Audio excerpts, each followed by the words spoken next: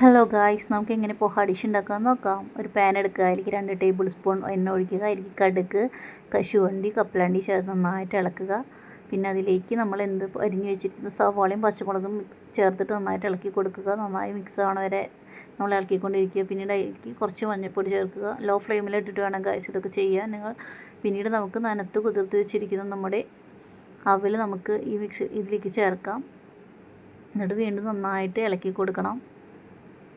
ഇവിടെ നമ്മൾ വെള്ളാവിലാണ് യൂസ് ചെയ്തിരിക്കുന്നത്. അപ്പോൾ നന്നായിട്ട് വീണ്ടും ഇളക്കി കൊടുക്കുക. അവൽ നനഞ്ഞ് കുതിർന്ന കാരണം കട്ടയിട്ടല്ലേ പോകും. അപ്പോൾ ആ കട്ട വിട്ട് വരുന്ന വരെ നമ്മൾ നന്നായിട്ട് ഇളക്കി കൊടുക്കണം ഗൈസ്.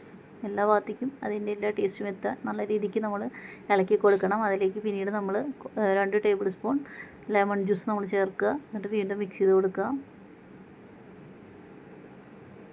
നന്നായിട്ട് മിക്സ് ചെയ്യുക.